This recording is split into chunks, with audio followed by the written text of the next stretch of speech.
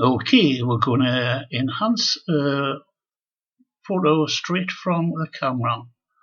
And this is it. It's Penshaw Monument. It's in the northeast of England, which you would never have been able to tell due to my lack of accent. So let's get started. The number one reason to use Photoshop is usually to change the sky. And this is going to be exactly the same. This sky is just much too light. So there's various methods of doing this, but I'm just going to use a simple one. I'm going to put another sky in there, and I'm just going to use the multiply mode. So if I go to open, there's a sky there, and if I drag this down out of the way, then grab the layer and drag it in, we've just added it into the main document. Now I can line this up. As you can see, this shot was taken in South Shields as well. If I change the blending mode over here, where it is normal, if we change it to multiply, see how you get a better sky straight away? It's because we've combined both skies. If I turn it off, that's what it was like. Turn it on, much better. The only problem is it's also covering the ground. So we'll get rid of this part of the sky which covers the ground. And the way to do that is make sure you're on the sky layer. Go down the bottom here where it says, if it comes up, add a layer mask. And this is a layer mask. Layer masks work very simply. If you paint black in there, it'll hide whatever's on the sky. So black conceals, white reveals. So I'll show you that. If I go get the brush over here, make sure I'm on black. Make sure I'm in the mask. If I just paint some black on, what's the difference? That's just taking away the bit of the sky that's multiplied onto the ground. So if I just run up the edge,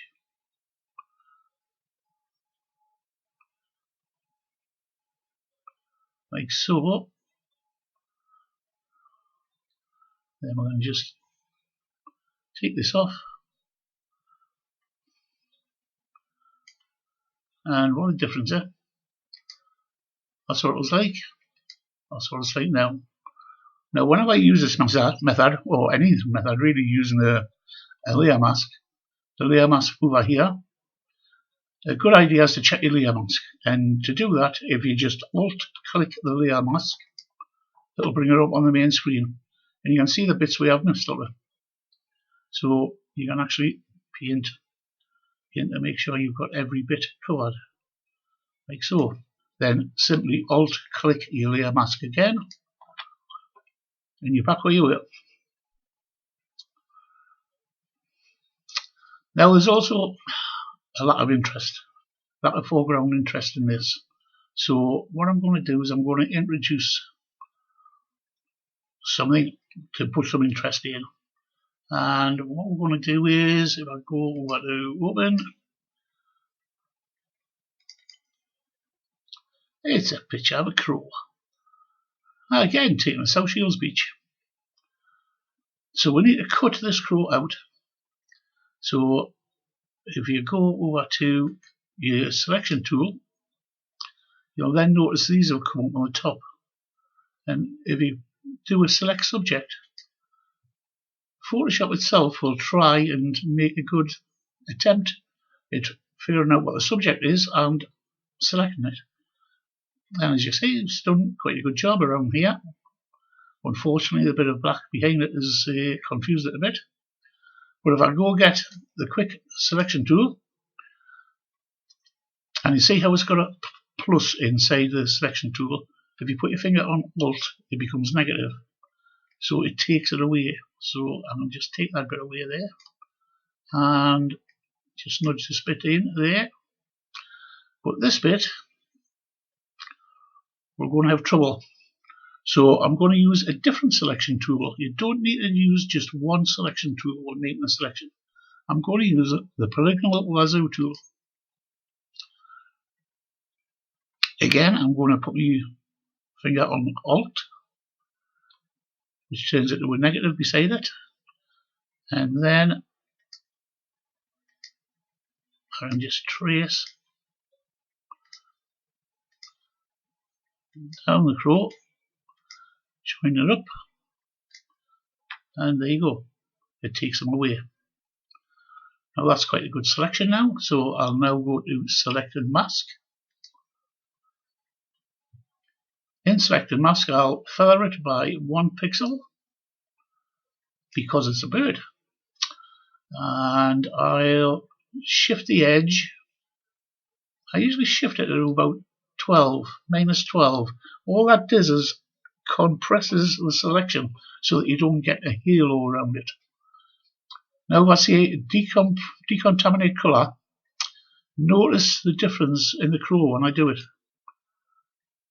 See how it's picked up more because it's taking the colour out that's in the background. Right, and we'll hit OK.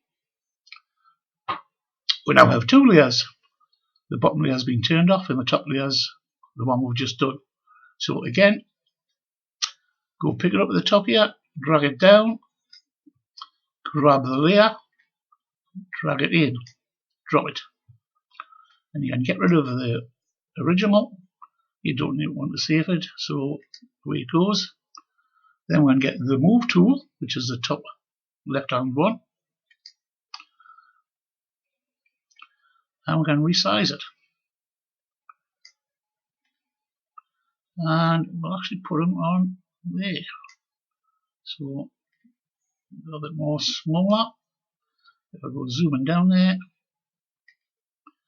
I should be able to just get them that close, like that. Right, so looking better already. The question I would ask myself about this is, what the hell's this bird looking at? He's looking over there, and there's nothing there. So, birds usually watch other birds. So I'm going to put some birds in the sky. So again, I've got to click the tick to settle them in. I'm going to open, and I'm going to open a flock of birds. Again, what's taking South Shields? So we need to select these birds.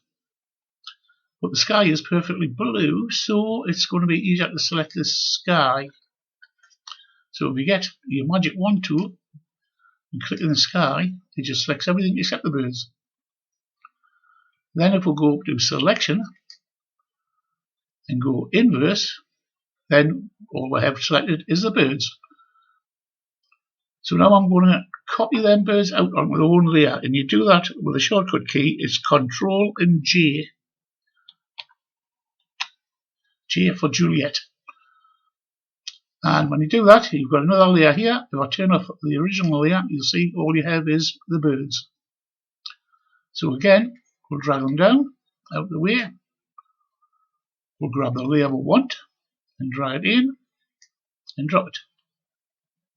Then we'll get rid of the original layer and it's gone. So now we'll just resize these. And I don't really want them flying off the screen. So what I'll do is I'll right hand click inside the box and I'll flip it horizontal. So now we can just, there you go, that looks like a decent place. Just put it there, click the tick, set it down, and there you go, you've got a much better picture now. Two other things we'll do with this, we'll enhance the colour a bit. So if I go down to add an adjustment layer at the bottom here and select hue and saturation, we can then just move the saturation up a bit. Something like that. Don't go mad with it because it starts looking to be phony. See, if you slap it up, it just looks ridiculous. Put it up to 10 or 12 or something. and it'll flip the eye off on the eye. You can see the difference. See, the colours will just come out better.